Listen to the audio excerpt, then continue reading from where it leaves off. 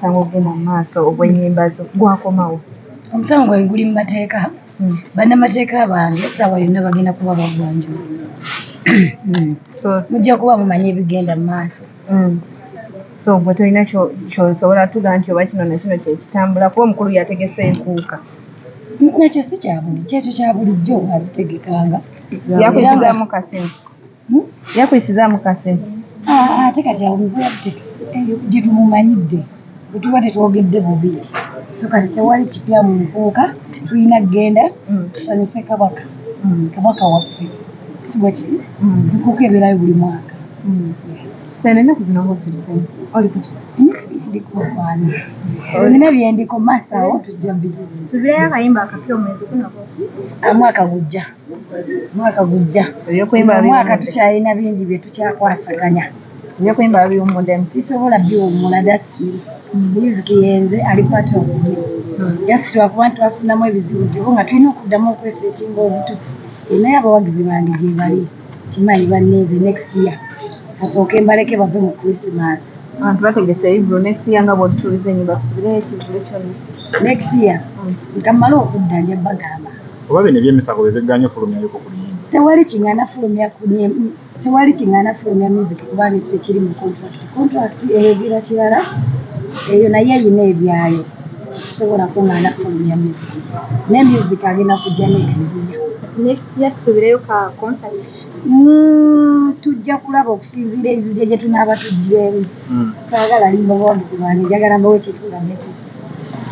Sina abantu olwambala we batyo namu okutya. Owaayi naye mbadde naatera okugamba.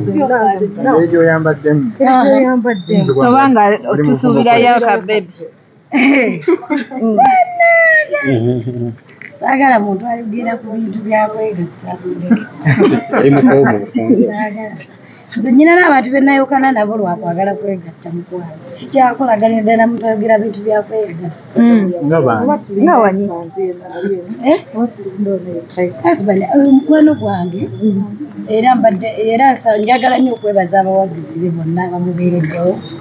Mikwano gye, baganda be, famire ye bonna basobodde obeerawo ku lwa Sipapa.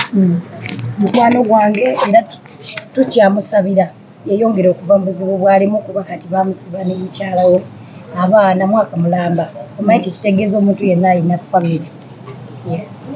Twebaza nnyo looya balooya ababaddewo ku lwa Sipapa. Mikwano gye bonna basobodde omubeererawo. Twagala ne President Museveni alowooze ku nsonga ya Sipapa. Sirowooza nti kano President asobola okwerabira Sipapa essaawa zino. Sipapa abadde alina abantu bangi babadde alabirira.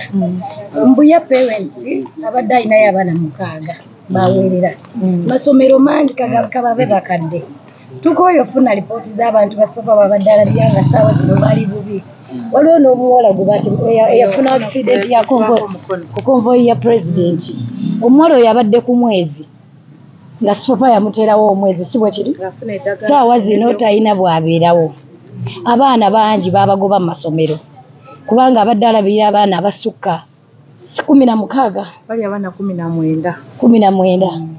Abamu babadde mu masomero, abamu bazadde baabwe babadde balwadde, twafiirwayo n'omuntu etololo. Bangamba lwa nsonga naliyoko abantu abo nga gye bali. So bwe navaayo bwe yafuna ebizibu basigala bakola ki? Bakyankubira amasimu nga balowooza tukyakola ki? Ekitali kikyamu. Naye nga nsaba President Museveni alowooze ku nsonga ya Sipapa. Abadde muwagizi we. Sena Batanga gwe yaliko ne Sipapa.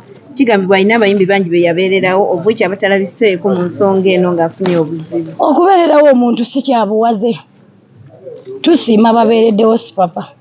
Atasobodde si kukaka buli omu alina embeera ze. Okitegedde n'ensonga ye lwaki abamubeererawo. Mukama yasalawo kye tusinga okwagala Pulezidenti alowooze ku nsonga ya Sipapa. Alina abantu abamwetaaga bambi. Bw'aba yasobye ensi eno n'abantu bonna beeyanyiiza tubeetondera eri Sipapa.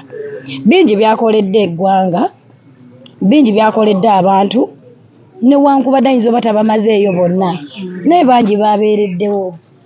So kati tetukuba nnyo oba kitegeera simanyi bakinabanyiza naye nga amazima gali nti babeereddewo atubeereddewoko yes Kale tweyanze. kale